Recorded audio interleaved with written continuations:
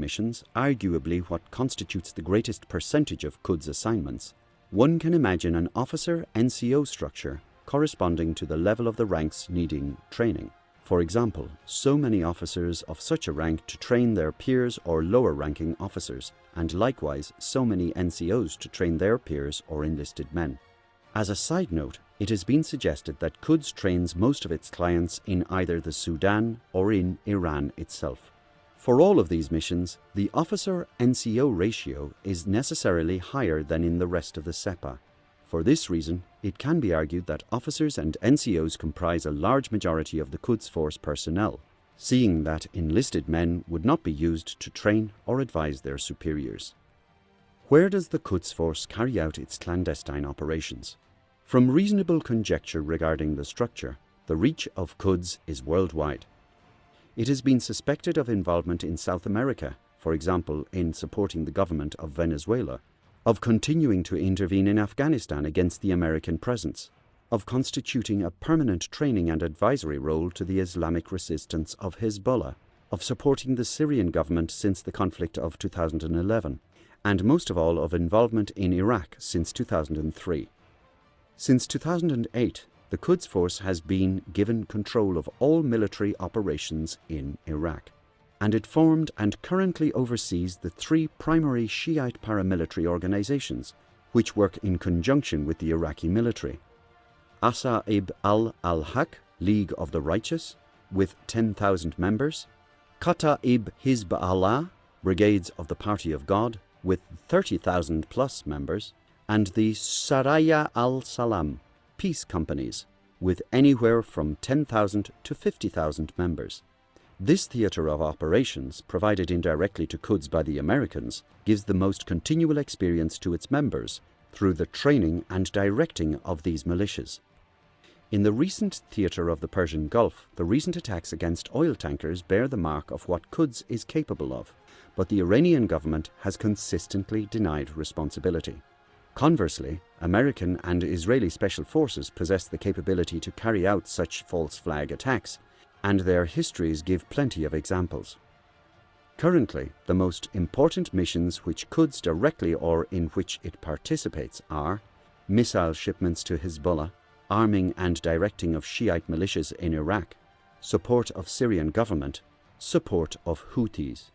As to types of weapons, the Quds Force probably uses the same species as other special forces.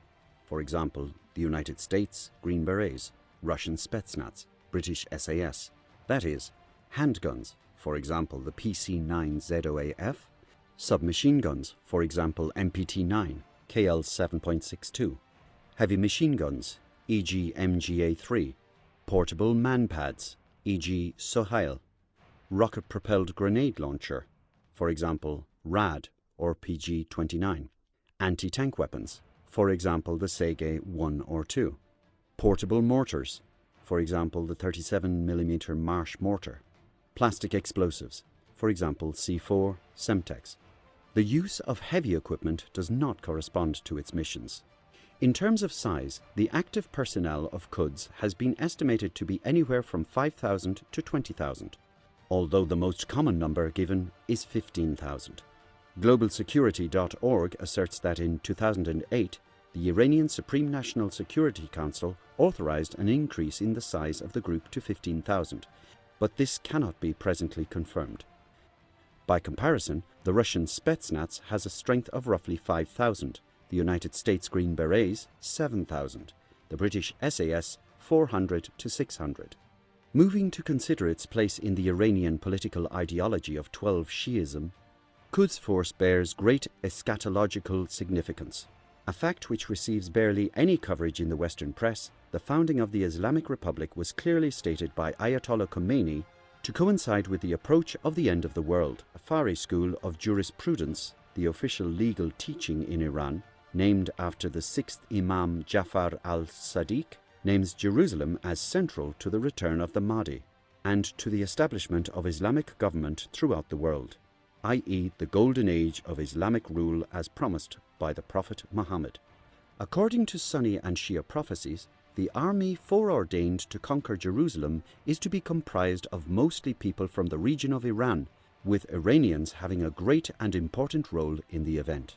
Thus, the naming of the Special Operations subset of the Sepah after the Persian name for the Holy City of Jerusalem should show the rest of the world just how important to the Iranians is the maintenance of their system of government by all means possible. Currently, the use of Quds to engage in asymmetrical warfare against the American-Israeli alliance is the best means to ensure this end. Presently, Quds can be seen as forming a shield forward for the Islamic Republic from a strategic point of view. This gives eschatological importance to their continued support of Hezbollah in Lebanon, and to their great commitment in men and material to ensure the continuance of the Syrian government. They believe that when the Imam Mahdi returns, Zionism, which Shia regard as one of the main tools in the struggle between good and evil, will be defeated in the final great battle for Jerusalem. Therefore, they are approaching as close as possible to Israel, serving at the front line. They have succeeded in giving Iran a reasonable amount of protection, if at the expense of their allies who are physically closer to Israel. The American Navy remains a threat to the Persian Gulf, but with the wider Sepah, to whose vigilance this theatre is committed, are confident they can close the Strait of Hormuz if necessary. The strategic balance is currently in favor of Iran, and they have thus fulfilled what they believe to be their role in preparing for the Mahdi's return. For those who believe in the eschatological purpose of the Islamic Republic, the Quds Force is unquestionably the vanguard of the coming march on Jerusalem, and the Western press ignores this to their own peril and the continued ignorance of their audiences. From military and political standpoints, Quds has been very effective. Iranian strategy has, since the 1979 revolution, been to keep the American-Israeli alliance and its proxies at bay. As stated previously, due to Iran's inability to wage a full-scale war against both countries, the use of unconventional warfare has made the Quds Force come into prominence with Iran's national defensive strategy. Through both its advisory and training roles and its clandestine operations, Quds is used to prevent Iran's two chief enemies from realizing strategic objectives in the Middle East and Persian Gulf, and to make their continued presence within Iran's immediate zone of security as costly and unpleasant.